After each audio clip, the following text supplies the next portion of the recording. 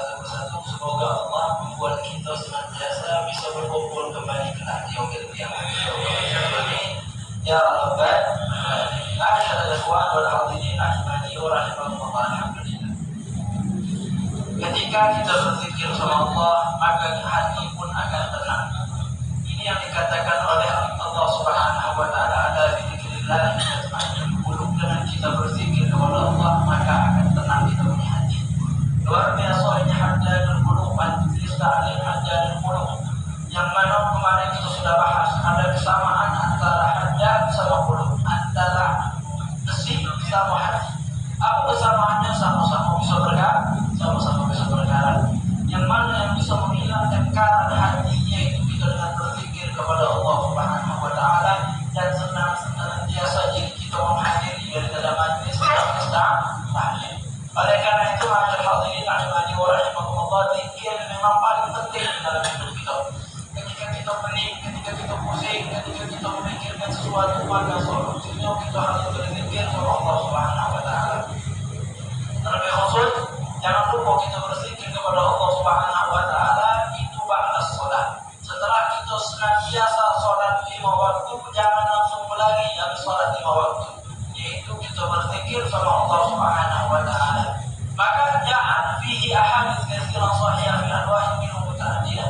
Maka kalau kita meninjau daripada zikir setelah salat, maka zikir setelah salat itu banyak dan hadis banyak daripada para ulama sepakat bahwasanya ini sunnah. Dan ulama juga mengatakan ini adalah yang harus dilakukan, jangan sampai itu setelah salat kita lalai sama Allah, kita tidak berzikir sama Allah Subhanahu wa taala. Ini sunnahnya luar biasa.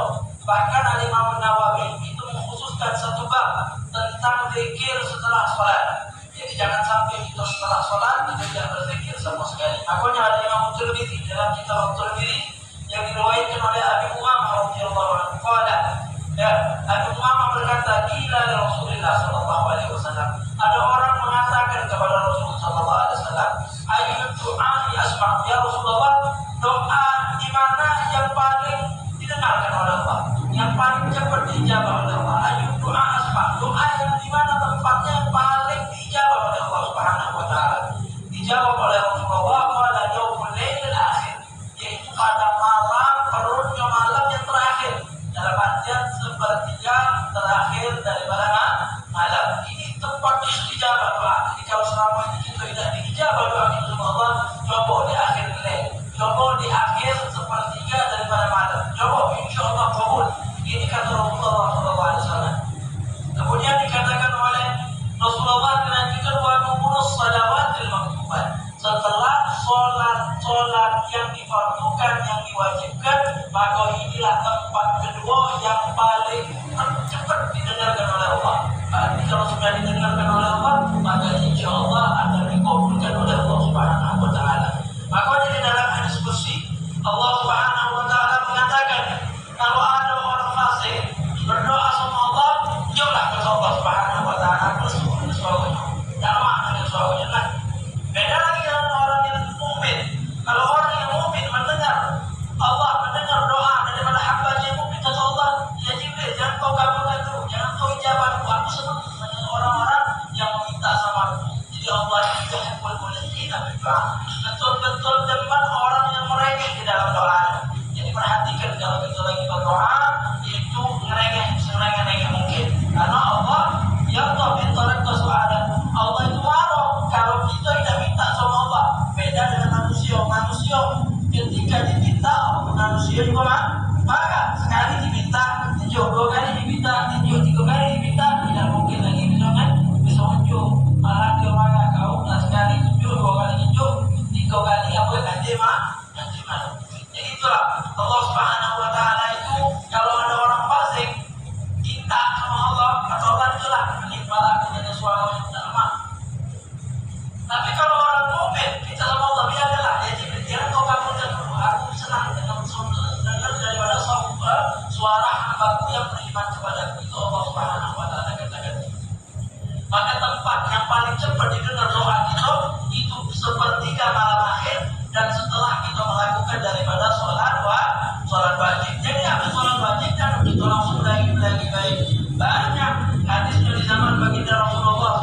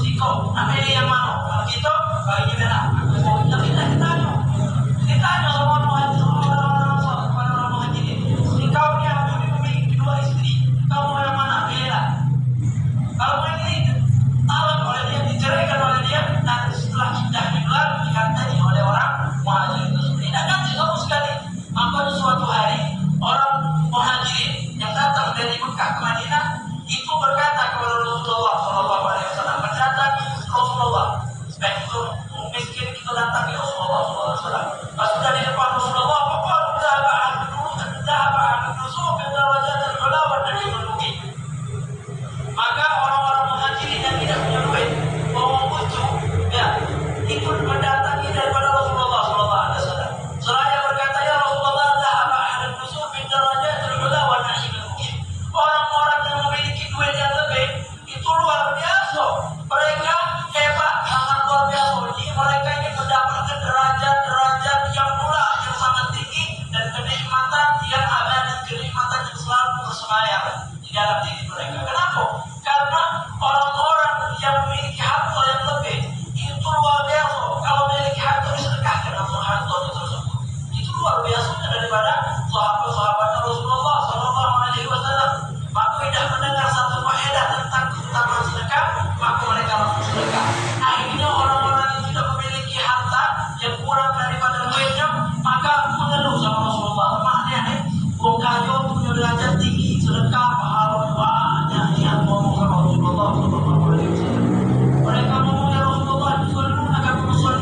Mereka sholat sama seperti kami. Kami sholat, mereka sholat.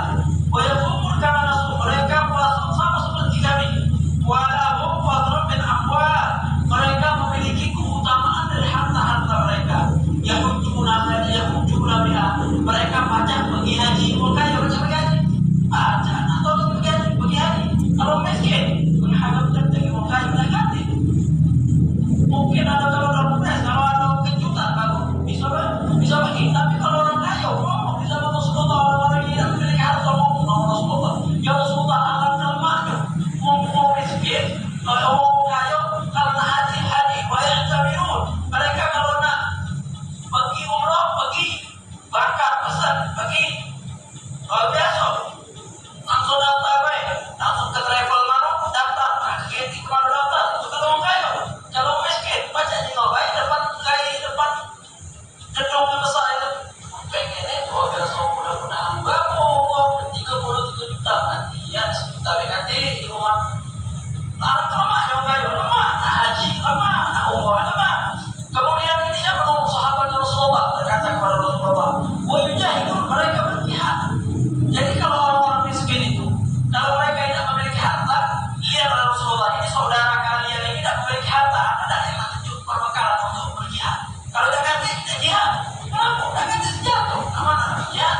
Kalau orang yang punya duit, jihad, aduh, ada Palestina di sana.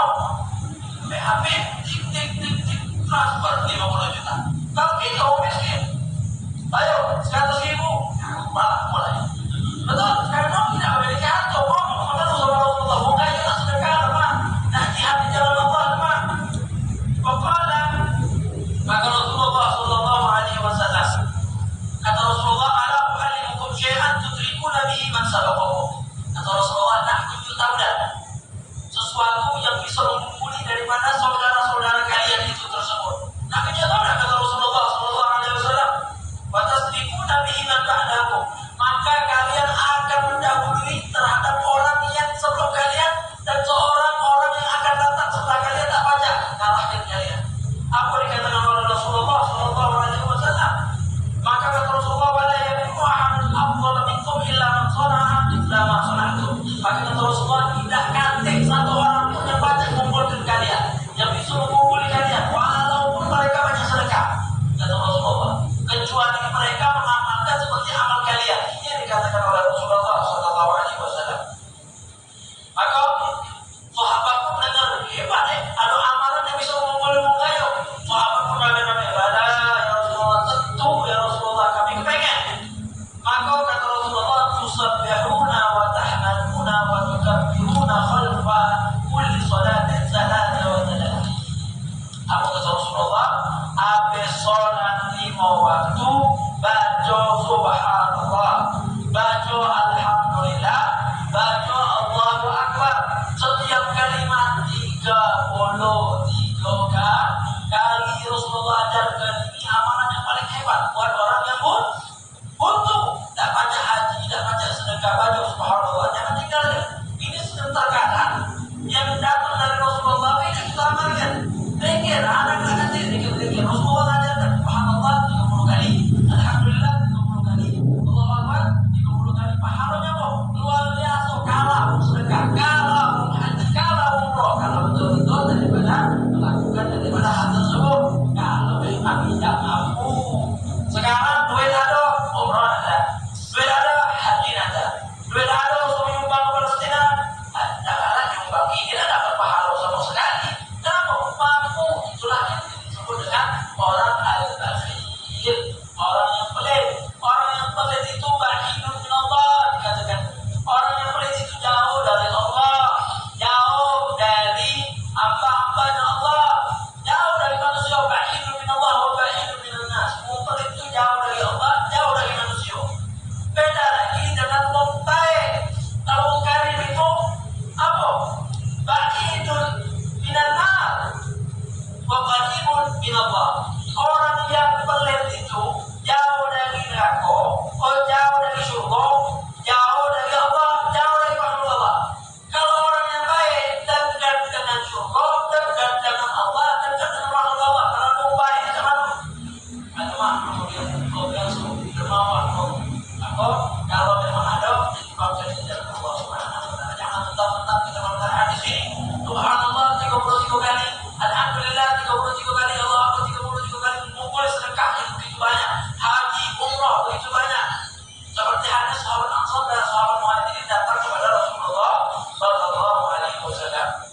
Oleh karena itu, ma'asyiral hadirin rahimani wa rahimakumullah. Jadi jangan tinggalkan daripada daripada subhanallah, alhamdulillah, Allahu Akbar, jangan tinggalkan.